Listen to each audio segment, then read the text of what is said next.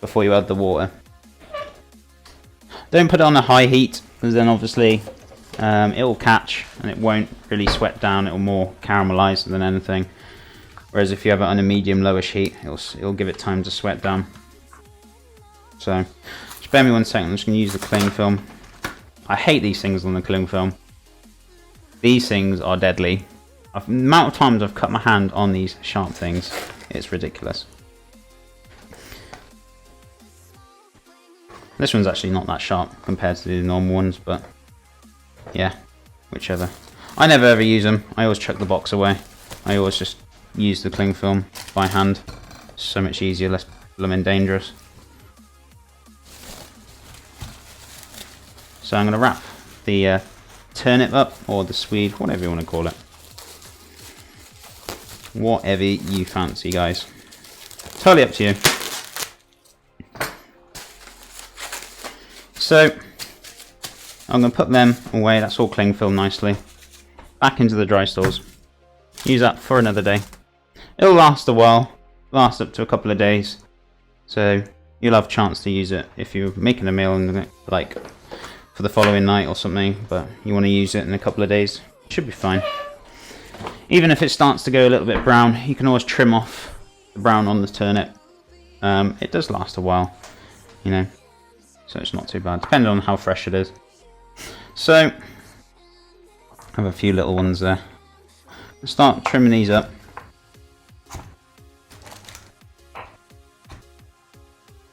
Me and my, I wouldn't say OCD, but I like things pretty much the same size. You don't have to be the same size. All these aren't going to be exactly the same size anyway, because some of them are a bit smaller, which is cool. I'm just trimming the ends up, because they annoy me. Straighten them up a little bit.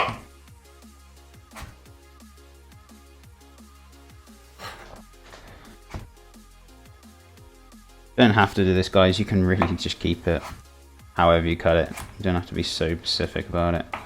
I'm just me. That's what I do. So you don't have to do this, guys. Really up to you.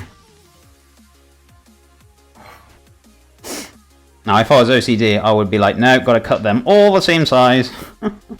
But no, it's fine, honestly. I'm just trimming the ends. Reason was, hopefully I can stand a few of them up, that's all. Make them look nice on the dish. So, got rid of them. I'm going to get a marinade on the go. So we got little Jenga chips of swede. I'm going to put them on the side there. I'm going to grab my pestle and mortar. Keep an eye on your carrot puree. Don't let it catch. Just keep it cooking. So that's fine. I'm going to grab our pestle and mortar. I'm going to crush down our garlic and our thyme. Whatever you fancy putting in there, whatever flavours you want to do, that is cool. I'm going to pop 2 cloves of garlic. I'm going to put some rosemary in, I think, instead of thyme. So, or whatever herbs you've got. It really is entirely up to you what you want to do. As I say to you guys every day, you know, you can do whatever flavour you really want to. It's entirely up to you. Absolutely brilliant. There's no right, there's no wrong. If you guys don't try, you'll never know. You know, you just got to keep trying these things. So, just going to take the skin off the garlic. If you guys are not confident with your knives, I always tell this every time. Just use your fingers instead. So, got that in there. We're going to grab some rosemary. We're going to slice up a little bit of rosemary as well, guys.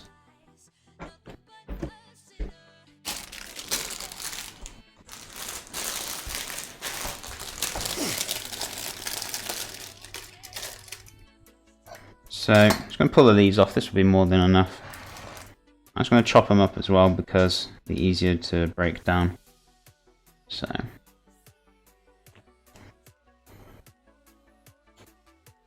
just going to pick the stalks off the rosemary. You don't want that because they're all woody and horrible and they don't taste very nice. If you start chewing on one of them, it's like chewing on a bit of wood. So, yeah, it's a no-no. Watch your fingers when you're chopping this.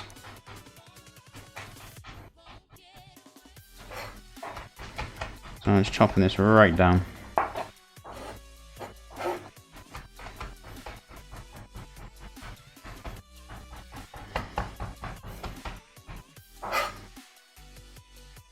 So use your knife or your hands or whatever you want, just safely get it in there.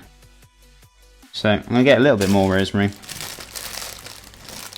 before I start smashing away, bashing it. I want a bit more. So I'm just going to pick the leaves off again, chuck it into my waste bowl. It's absolutely fine.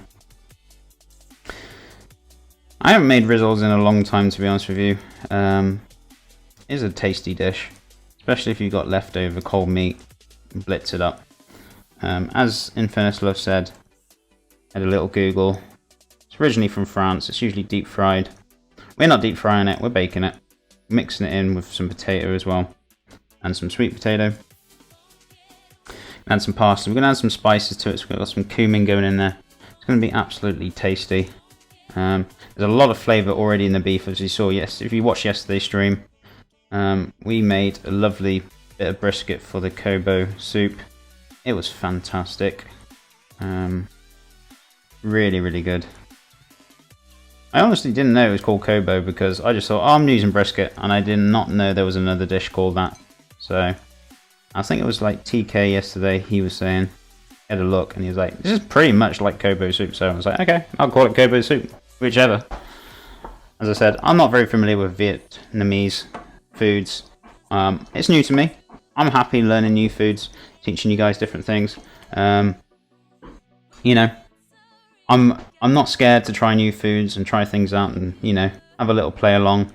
You guys can watch as well at the same time, and you will also learn something as well at the same time as I do.